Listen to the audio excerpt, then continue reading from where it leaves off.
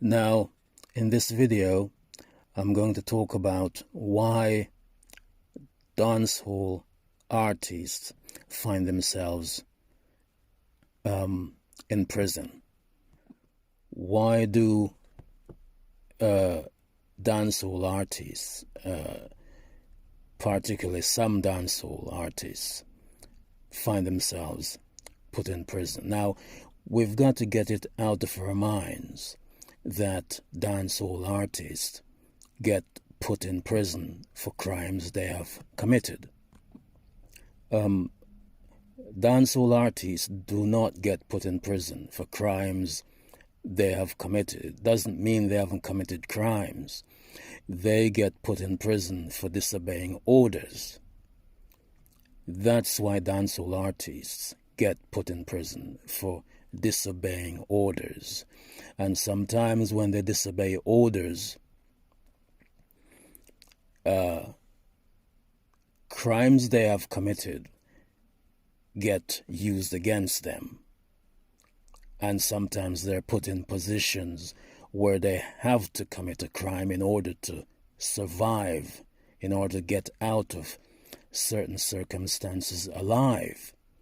Because once they disobey orders, then they're punished. Now, it has to be understood. This has to be understood. What are dancehall artists? Now, understand that dancehall as we know it today are a vehicle that is used to degrade and destroy Jamaican society.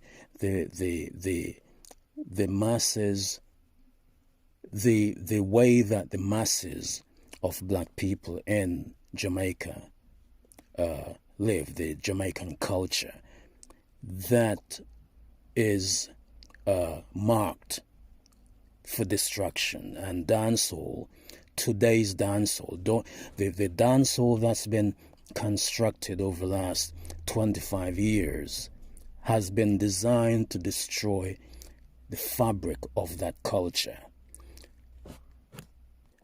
because that culture has been too progressive, it's been too intelligent, it's been too dynamic, so dynamic it even created a religion. Now, any culture or way of life that creates a religion is considered an extremely highly productive culture.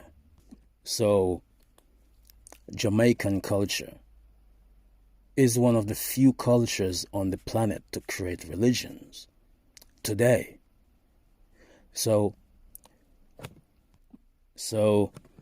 the two things that will quickly get dancehall artists into trouble are these two things.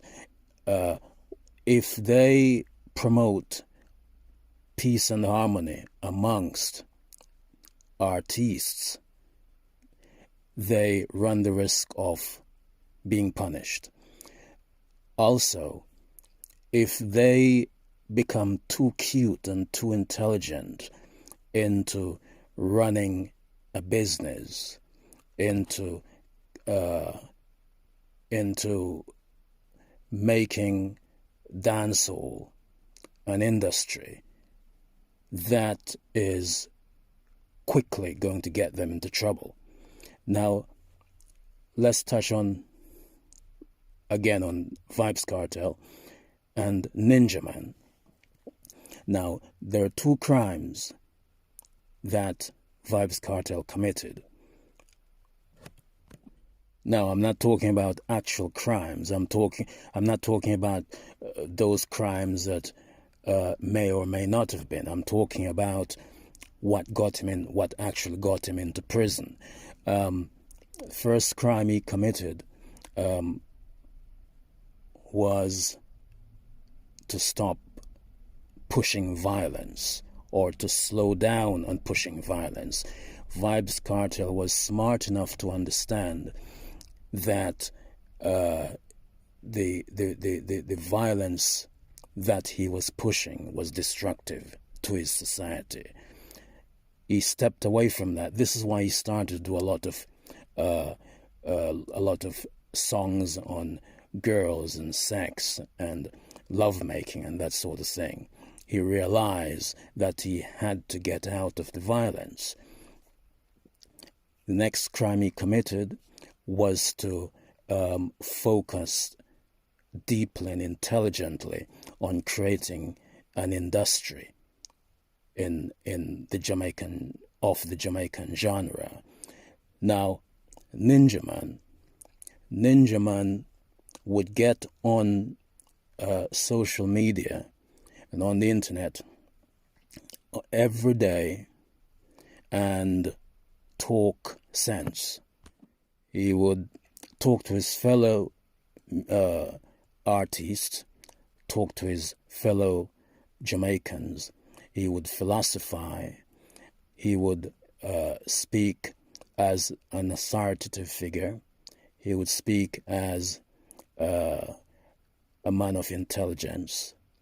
And this is what the so-called power structure didn't like, because they wanted dancehall figures in his position to be promoting violence and destruction, because the violence and destruction, they need to constantly be there in the consciousness of the Jamaican people, because they understand, the powers that be understand psychology and how these things work on the psyche.